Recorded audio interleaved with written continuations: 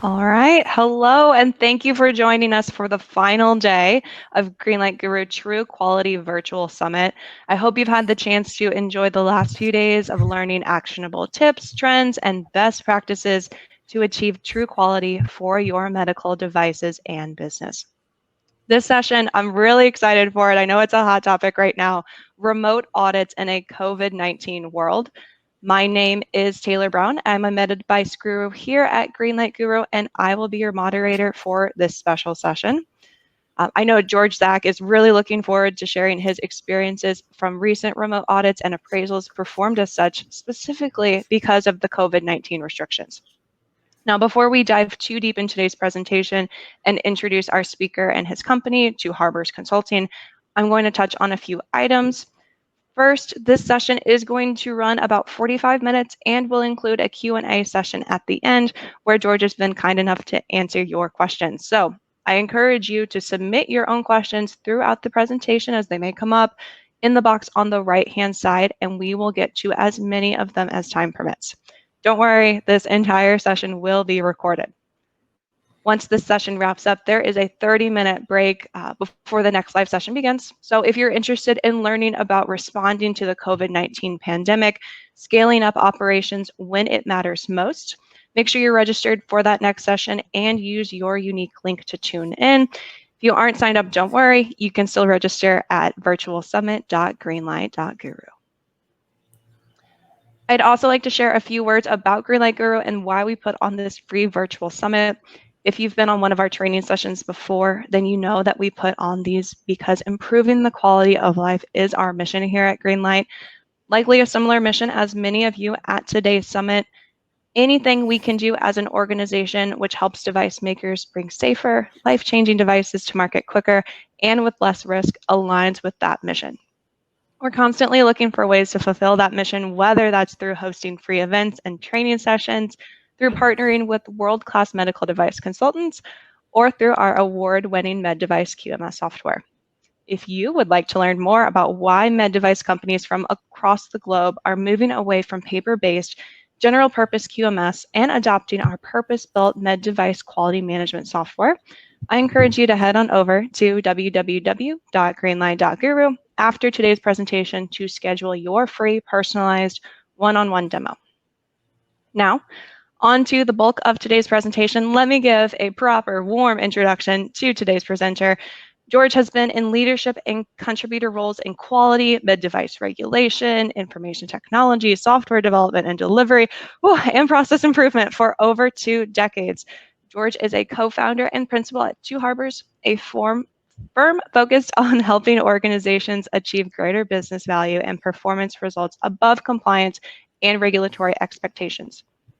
George's efforts include helping med device manufacturers connect with FDA, CDRH in the Case for Quality's Voluntary Improvement Program and the Budding Program for non-compliant device seeking to accelerate their process capabilities.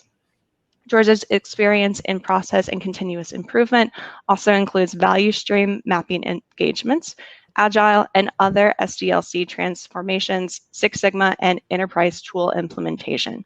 George is a certified ASQ lead auditor, a CMMI professional, and lead appraiser candidate. Outside of his efforts with Two Harbors, George is a volunteer assistant coach to the local high school, cross country and distance running squad, and is active in various roles with the local Boy Scouts of America troop. So without further ado, let me hand it over to your presenter, Zack. Thanks, Taylor. And again, thanks to you and everybody at Greenlight for making this particular conference possible and everything that Greenlight continues to do to move the conversation forward in regards to achieving greater quality above compliance. So here's a slide on what we're covering today. As Taylor said, I'm Zack. I'm with a consulting firm, Two Harbors, and we're often engaging with firms, including medical device firms, with some sort of audit or assessment. That initial engagement we may be performing with them is they're asking us to perform some aspect of their internal quality audit program, or we're helping them prepare for some sort of external audit, or they're asking us to provide, help them with some sort of supplier audit. It's not the only way we engage with firms initially, but it might be one of the ways that we engage with an organization. to help them identify areas in which they can improve their processes to achieve greater quality. Normally, those activities, those engagements are performed on site over the course of a few days, maybe a week, both domestically and internationally. And obviously, in light of current events with COVID-19, we've been challenged to perform those activities on site. We're trying to do as many of those activities remotely at the request of those organizations. So what I'm going to cover today are some of the lessons learned in a checklist form, if you will, of things that we've identified that you need to be considering a bit more rigorously when performing this activity remotely. I'll put forth here in line with the bullet here, the basic premise. All of these things that I'm identifying are probably things that you should be considering as part of planning a supplier audit or a CMMI appraisal or an internal audit anyway, even if it's on-site. But all these issues, all these particular considerations are magnified significantly when performing these activities remotely. And with that, you really need to ask yourself if you're getting the value out of this. Is it really that you're expecting or that you need? And are these activities as effective performing them remotely? In some cases, they may be. Or are you coming up a bit short in trying to achieve what you'd normally be achieving on site? So again, the basic premise here is you're going to be able to all these things. When I show these things to you, you're probably going to say, well, yeah, that's kind of obvious. But I think when you look at them in summary, it's a whole bunch of additional things that you need to consider from a logistic perspective. All of these things they're not insurmountable. You can overcome them. It's just additional mitigations that you need to consider in your planning, which means additional planning. And you have to ask yourself, are you going to achieve the value that you're looking for? So with that, I'm just going to jump right into it. And we're going to run a quick poll over here just to see if see where we're at from an organization, from an audience perspective. I think I saw that was slightly over 100 people. And I'm asking if your firm or an organization that you work with is delaying your audit activities because of COVID-19 until they can be performed normally. Are you just pushing those things out? Are you performing all of those activities on a scheduled basis anyway, just the way you normally would? In other words, you haven't seen any impact because of COVID-19. Are you still trying to figure out what to do with audits? Because it looks like some of that text got cut off there, but are you still trying to figure out what to do? Because frankly, you have bigger issues to fight, some combination of the above or none of the above. So. And I have to hit submit here for me as well in that poll. And Taylor, I'm not certain how I get to see the results of the poll. Do I just go over the polls? Polls, yep. And it looks like Okay. results are coming in. So if we could take about 5 more seconds to input your answer. Yep. George, looks like most people are doing a combination of the above. Yep. And the second up being scheduling and doing those audits as much as they can.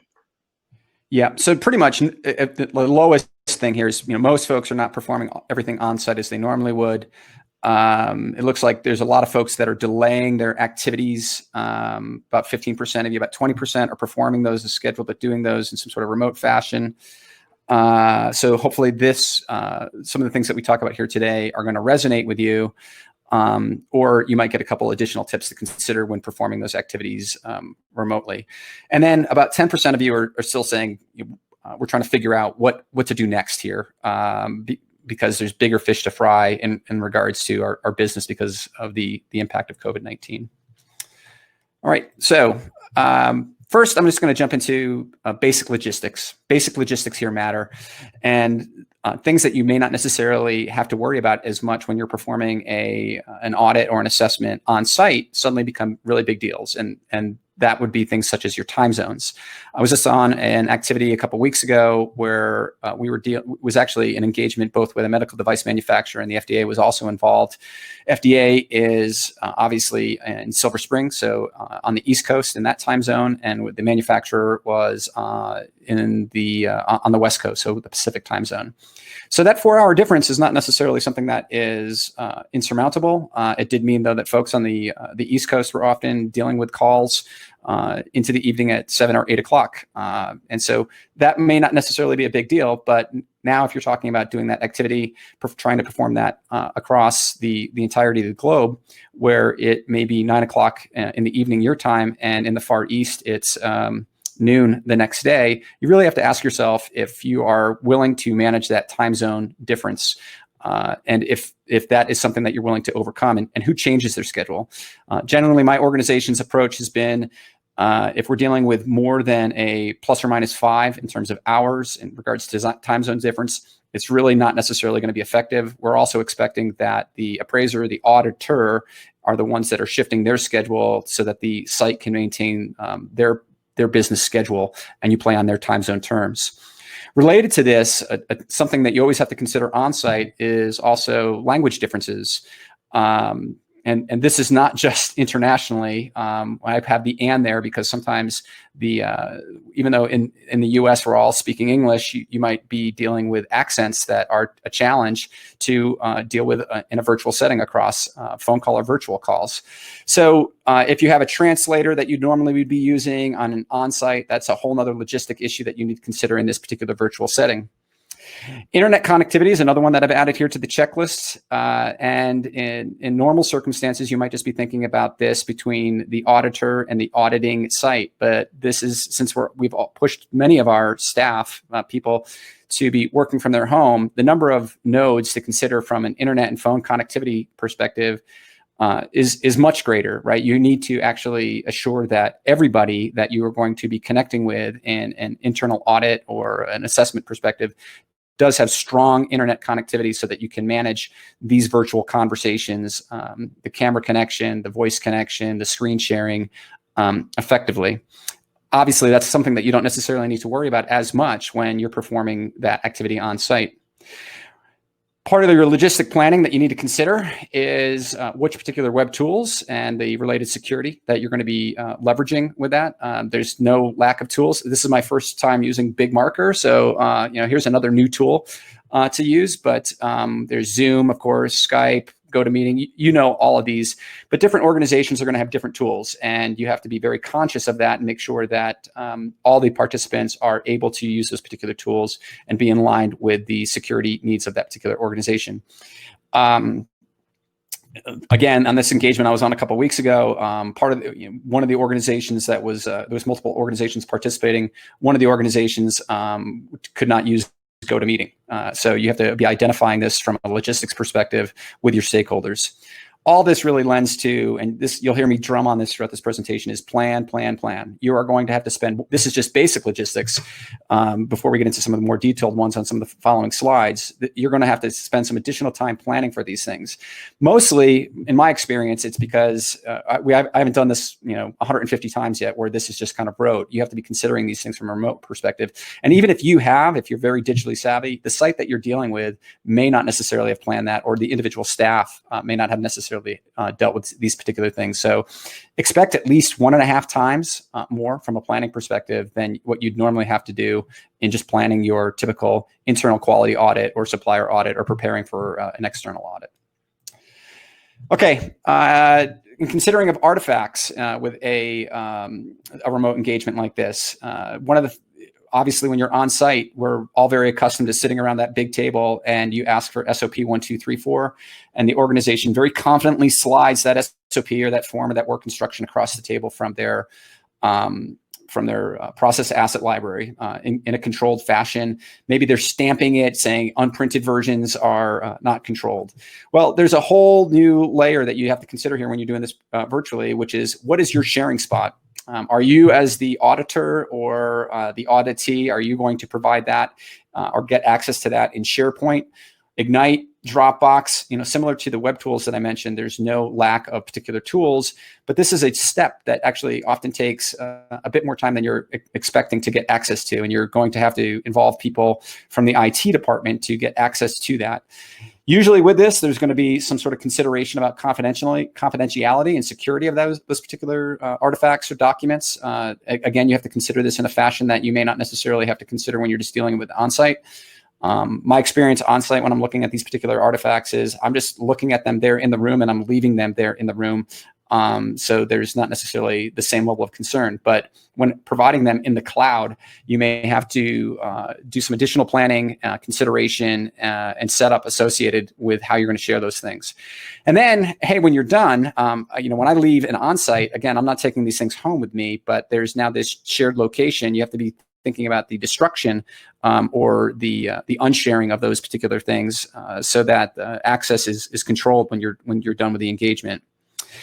I also put here velocity of receipt. This is always an how quickly you get access to this particular documentation is always probably a bit of a question, or how quickly you provide it. Let's be honest, some of you probably have slow walk providing things to an auditor if you're being audited or inspected. But this velocity of receipt and how much lead time you're providing is something that you also need to consider as a part of your logistics from an artifact perspective, and making sure that, hey, if you're going to be doing this remotely, you might be able to start some of this stuff to provide greater lead time weeks ahead of time. Or if you're just trying to do this virtually in a short window, how quickly you're going to turn those artifacts around. All right. One of the things that's very clear that you need to do with folks when you're performing these remote activities is you really have to set expectations to make sure that they're focused. Unlike having people in a room for an audit or for a particular tour, you're going to, they're all looking at a computer. And now we have a whole another layer of additional distractions to consider. Their emails there, their Slack channels there, whatever additional communication mechanisms that they have. You have to make sure that you're really setting expectations with all of the participants, that multitasking is something that is not effective for the execution of an effective audit. As an auditor, or even when managing your auditees, you need to be thinking about how much interview length time that you can take.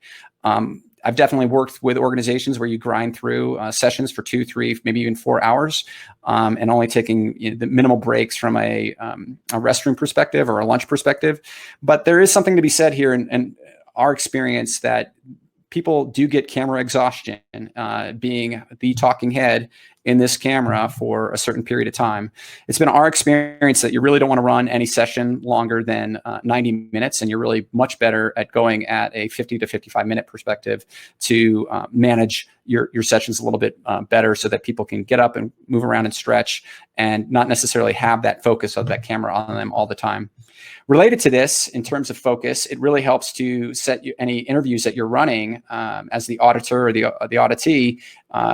We're recommending that you don't necessarily have more than 5 people in any particular session beyond the auditor or the audit team.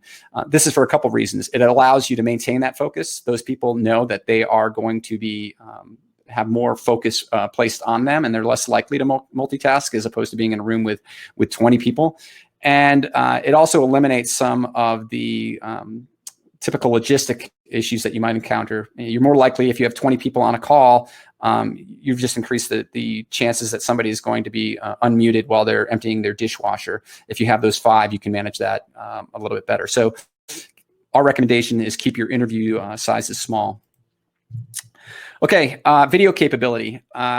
There's some folks that are really not going to be comfortable with this, but it is our strict expectation with any of these remote activities that we're doing is that everybody is going to be, when you're performing these activities, as much as possible, you're driving that they have to have the camera on them. You have to be able to see their faces so that you can read the room and read the people. And that's important for you as the auditor if you're executing that, or the assessor if you're executing that, but also for the people that are being audited, so that they can see the reaction of their peers. They can see how you're framing that particular question.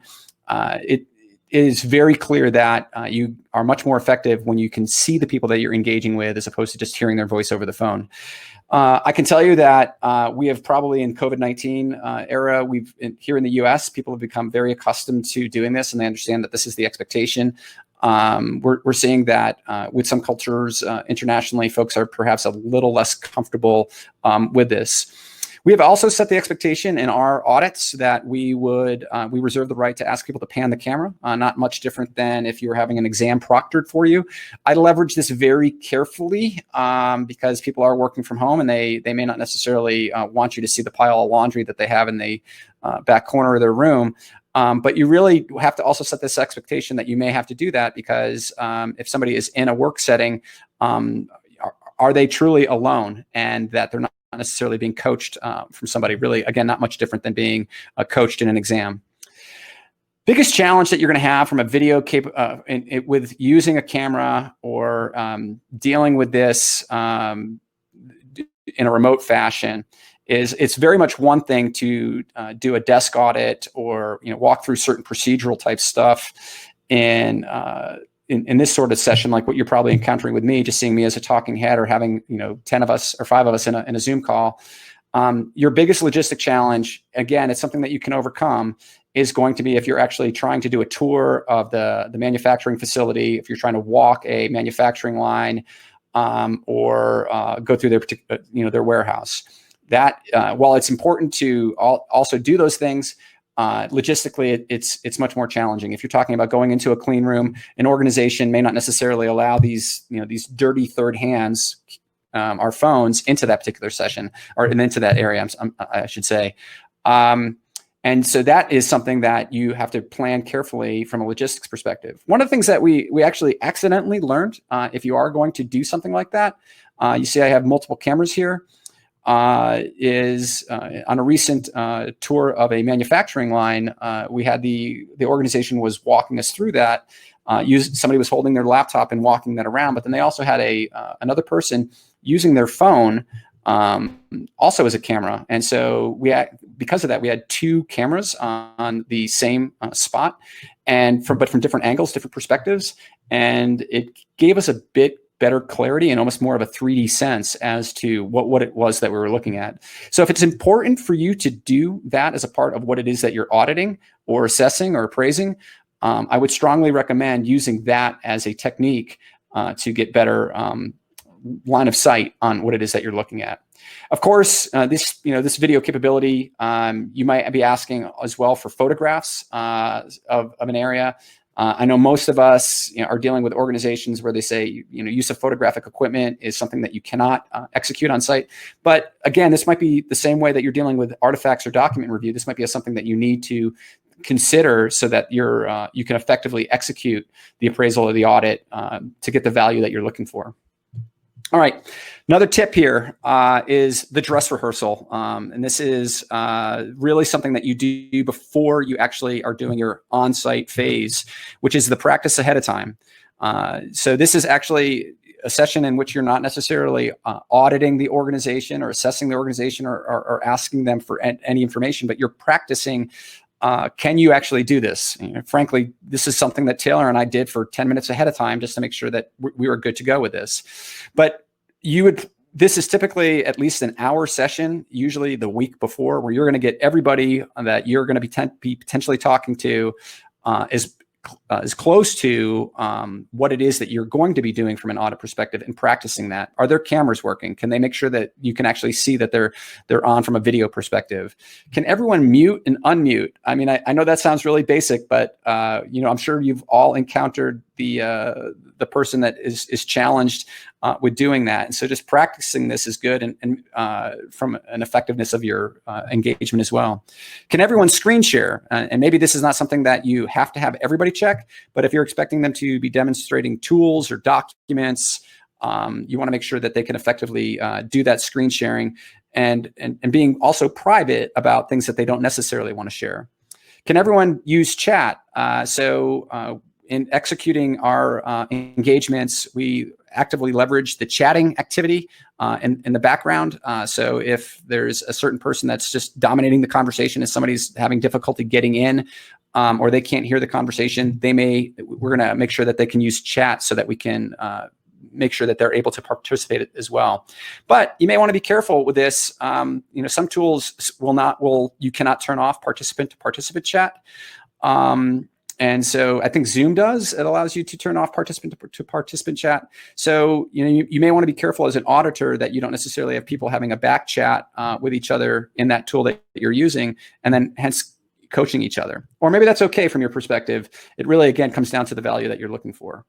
As I talked about, you really want to consider if you're going to be doing a tour, dress rehearsing that particular activity as well. If you're expecting it to be done or if the site's expecting it to be done, You may not necessarily have the same level of internet connectivity in your factory warehouse or on a manufacturing line.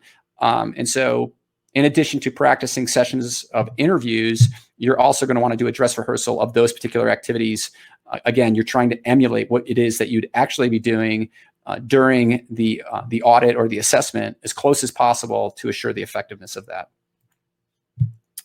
Okay, interruptions. Yes. So I have specifically come down into my basement today to avoid the interruptions of my dogs.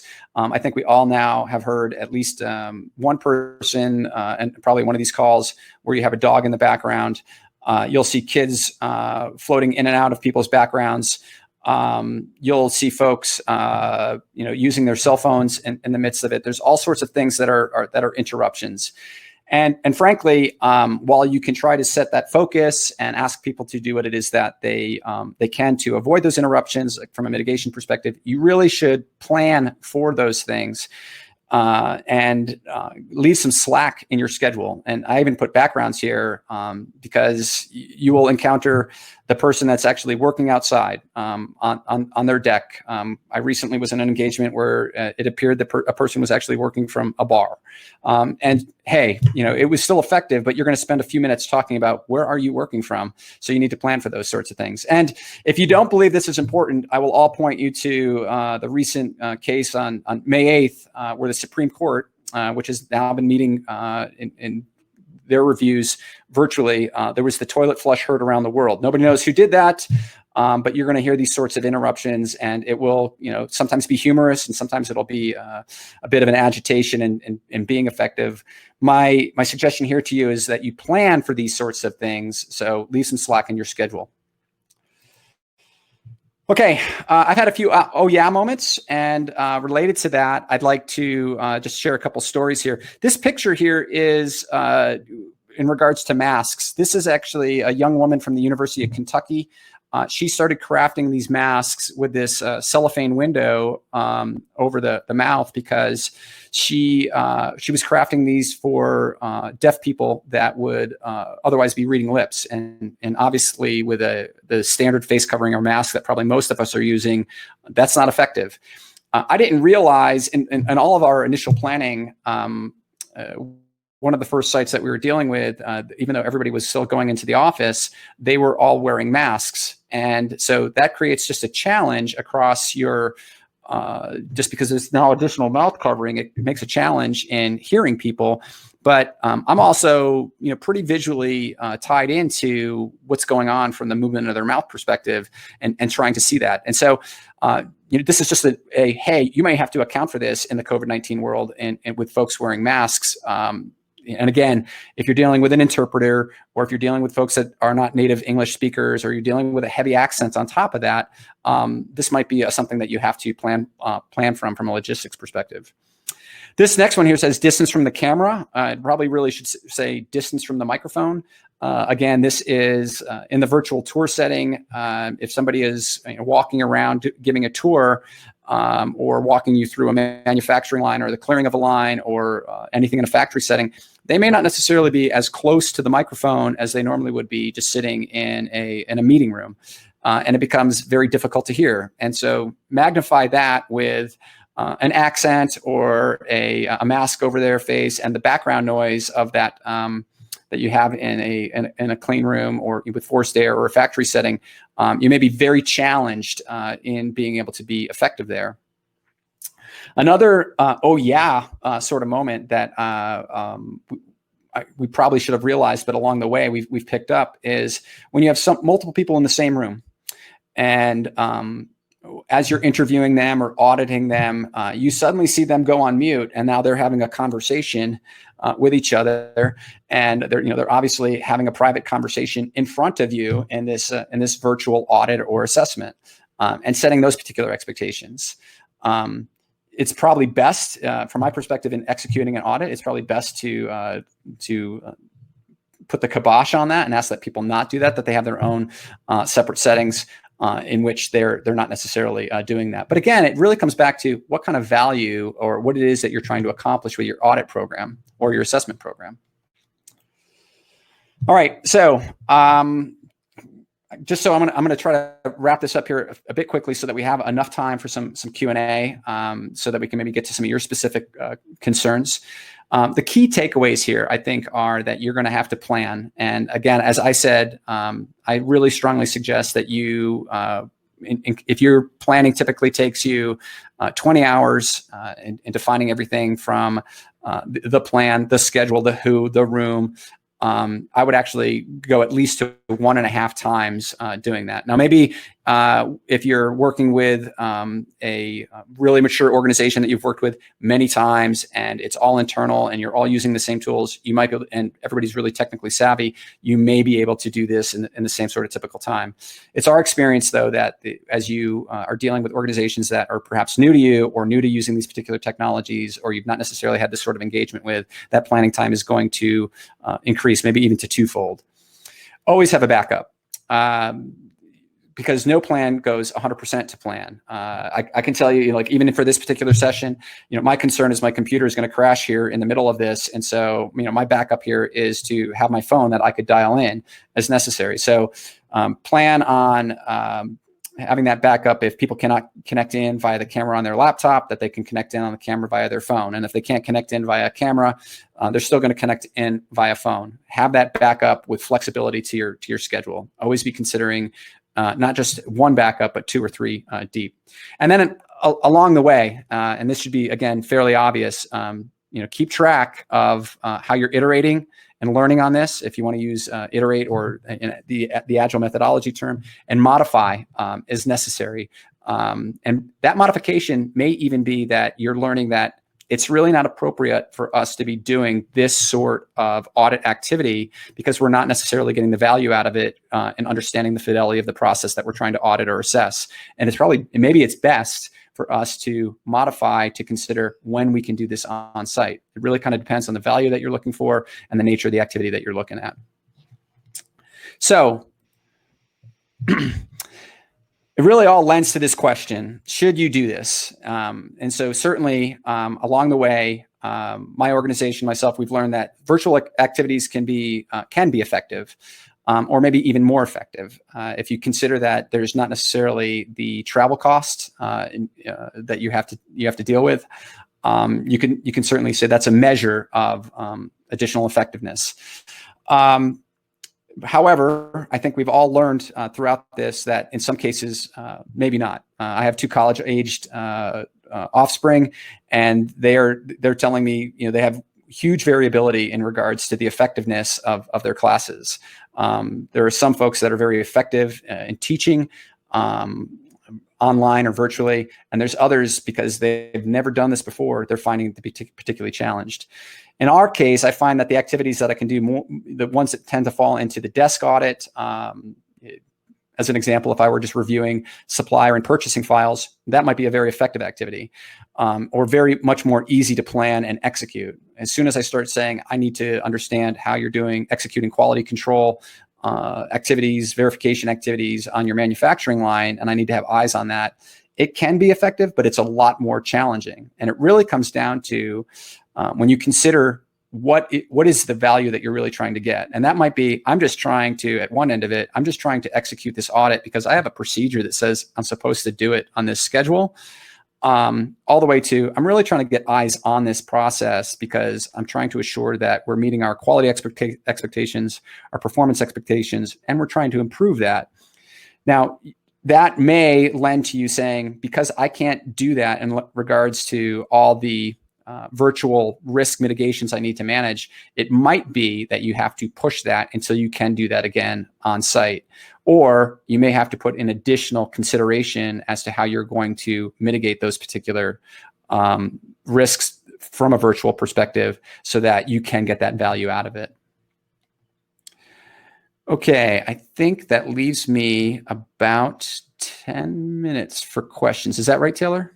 Yep, you did great. Great job. Lots of good nuggets in there for preparing for this audit and what is very much the unknown still. So we do have a couple questions. So audience members, feel free to continue to submit those questions. So George, we had someone ask about, is it fair and is it useful to actually record a remote audit, which to be honest is something that I have thought about doing myself? Yep. That's a great question. On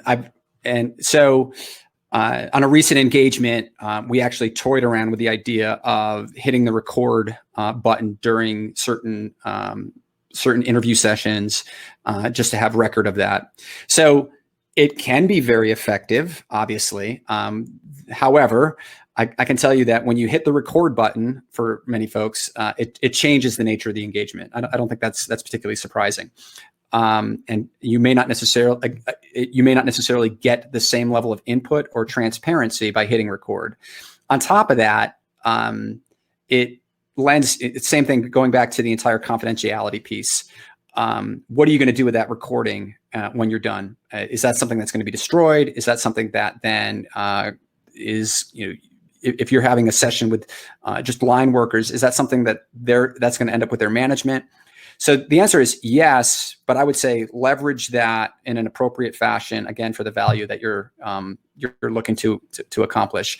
I have not found yet where I've had to cross that line and say, I'm going to hit record for this particular session, simply because people just get a little too antsy about actually having things recorded in an audit regard. I mean, all of you sitting on the other side of the table, you can, would you be happy if your auditor said, hey, I'm now going to, record this thing? Probably most of us would say we wouldn't be pleased about that. Yep, absolutely. Yep, good point there. Question about confidentiality. So if you are, maybe it's a supplier audit and one of the suppliers is working on very confidential projects for one of their customers, how do you recommend we maintain confidentiality both during and after the audit in this virtual setting?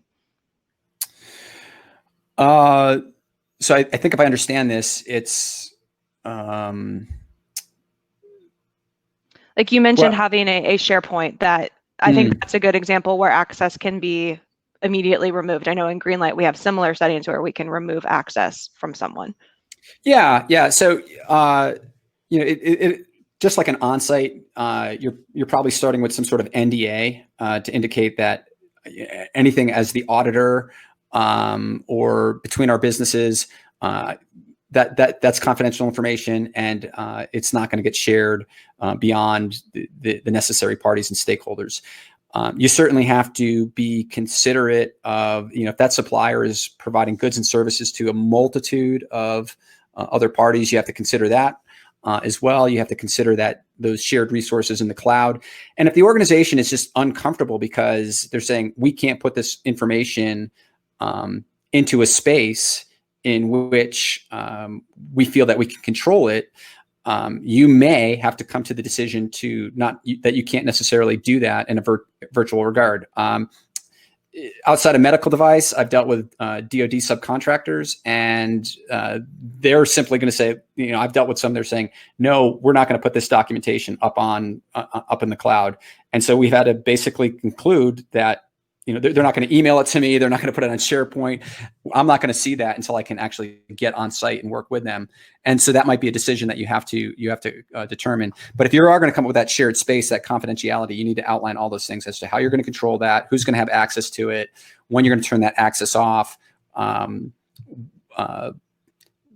just the fidelity of that life cycle of that documentation or any of those things that you're going to share. And that includes things like the recording, that includes things that you're actually, because if you're actually also doing screen sharing on a tour, people are going to, you have to think about, are they going to take a screenshot of something? And I don't necessarily want folks to see that. So you have to be considerate of all those particular factors when doing these activities virtually. Mm-hmm. That's a great point. And it actually segues into another question we had. As far as dealing with those electronic files, if we maybe are doing a SharePoint setting, is it enough to just deactivate that user from that SharePoint drive, or do I need to do something further with the electronic files after the audit? That's going to be a bit. So that's a bit of dependent upon your use case. If it's and it really how rigorous the organization wants to deal with that. So. In some cases, it might be just deleting of the users and they no longer have access, or you might say that you're going to archive all that documentation so that it's someplace else, so that only other specific users have it. It's really going to come down to the risk that you're seeing associated with the the maintenance of those artifacts, those documents in that particular location. Yeah, absolutely. And I think part of me says, it'd be good to have that list so you know exactly what you shared to the auditor, much like a scribe would be. Sure. Detailing. Yeah. And I think like whenever I perform an audit or an assessment, one of the things I'm keeping a running list of, because ultimately there's some sort of report that's coming out, and I'm saying, I talked to Taylor Brown on, at this day, I saw this particular documentation. So that is an output that I produce. But on the other side of the table, if you're being audited, you are probably also maintaining a good practice as a scribe, on-site or not, is maintaining, this is what they asked for, this is what we provided. That's just good auditing practice. But then what you're doing with that stuff that's shared in the cloud, that's part of your checklist of post-audit, post-appraisal activity. Are we deleting that? Are we just eliminating access to that? Are we putting it someplace else? Who has access to that? Under what particular conditions? Absolutely. And I feel bad for this person with the next question, just talking about timing. And I know with virtual, we feel a lot more flexible. We feel like everything's at our fingertips. This question is about, the audit was 4 days. However, the audit was asking for documents even past those 4 days. First of all, can auditors do this? Are audits just running longer and we're not having the same scope as previously? Yeah, so I would say this is a question that is relevant for virtual versus on-site. You really, this is part of your basic planning, and so you have to that's part of your basic planning and execution of the audit with the expectations of your auditor. When I finish an audit, I'm not looking to ask for additional documentation. In fact, I'm looking to close the door so that, I can basically say, this is done. This is the snapshot in time. It's usually the other way around. The site wants to say like, oh yes, you had these particular, opportunities or findings or weaknesses. We want to provide this additional documentation now to put that, to bed. And I'm like, no, like we're done with it. So I think you just have to set basic phases with your auditor and your auditees as to, we're going to start collecting documentation at this time for review. This is what, this is when people are going to be in interviews. This is when we're closing it. This is when you're getting the final report. This is, and again, I think that's just basic planning, be it a virtual or an on-site. Am I getting to the root of the question, I think, there, Taylor? I think so. Yeah. And just being very clear with your auditor, what are the expectations?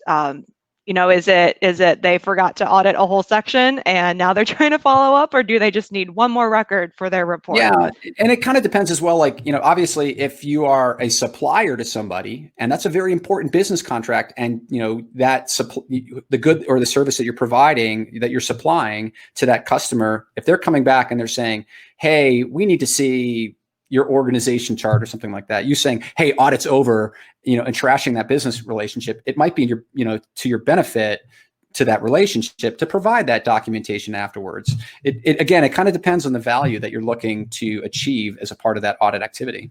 Absolutely. A question here, I'm sure a lot of people are asking, what if you're in an audit and technical problems just you can't do it. Videos aren't working, emails not working. Is it okay to reschedule? What type of rationale should we have? What should we be documenting when we have to make these decisions due to technical problems or maybe just running out of time in the year? Okay, so there's a couple things there. Yeah, one, you will encounter some sort of technical blip inevitably. Somebody will not be able to connect, and so you have to leave some flexibility in your schedule to account for that and to potentially reschedule as much as possible. So leave some slack in your schedule. I know that I always have in the audit schedules that I define, some time for follow-up. That's kind of open-ended. And that's usually my parking spot for those particular things. If it's obviously becoming so systemic that you can't execute it, again, iterate, modify, learn, you may have to say, we have to reschedule this particular thing altogether. Now, I know you might be looking at a scheduling constraint where you're saying, look, we said that we were going to do that audit by June 4th. If you're looking at that from a challenge perspective, because your procedures say that, you may have to come up with some sort of non-conformance or a letter to file or however you deal with those sorts of things to say, we had, for us to do this in an appropriate way that's effective and a value add to the business, we push this particular audit to this particular time instead. But the other, again, commensurate with whatever you are auditing, maybe if that's you're auditing a supplier and you can't perform that because they're in a country in which you cannot get access to, you might need to say, but these are the other controls that we put in place to monitor that particular supplier. This is how we've increased our acceptance testing of the product, the good that they've given us. Audit is one tool in which you control those suppliers. It's not your only tool. Yeah, well said. Two more questions here. We're going to go just a touch over. Would you mind speaking a bit about relationships with notified bodies and what their expectations may be for remote audits, if any notified bodies are pursuing remote audits right now? They certainly are. I've not dealt with one being on the other side of a table from a notified body and performing them. My experience has been that on general, what I'm hearing from the organizations that have dealt with is that they've been generally positive experiences, but there's a lot of variability. And that actually comes down to both the notified body organization as well as what their auditor is doing. I've heard that there's some that are they're very much wanting to do it in this virtual sort of setting and doing the screen sharing and almost performing it in the fashion that I was alluding to, with everybody on it from a talking head perspective in your Zoom call. And then others are just send me the documentation. I'm just going to do the desk audit. So you're going to see a lot of variability with that. I have not heard of anybody saying it was the most horrid experience from that notified body yet. And I know that there's at least conversation occurring with the agency from an inspection perspective, that they're trying to figure out, are these types of methods something that they'd be using in the future? It's still an open-ended question. Yeah, absolutely. And one more question, just on Two Harbors in general. George, if someone were to hire Two Harbors to help them prepare for an audit, would you and your team be there to support that client during the actual audit? So I guess this is my next slide. I think the short answer is yes, but I think it would be dependent upon that particular circumstance as to if that's, again, what's going to be most effective. This is our contact information. And if you want to drill into the details as to what it is that you're looking for, you can drop us a note at those email addresses, or you can hit our website to actually get to the specific details as to how we could support you. I think that's a great way to wrap up. Well, George, Zach, thank you so much for your time today and your great presentation. Thanks, Taylor. Really appreciate the opportunity and everything that you and the folks at Greenlight are doing to continue to move these conversations forward. Absolutely. And audience, it is our last day of the virtual summit, so make sure you sign up for the remaining sessions and look for other opportunities for virtual summits in the future, and hopefully in-person summits when we get around to that. But thank you all for your attention, and enjoy the rest of your day. Bye. Thanks, Taylor.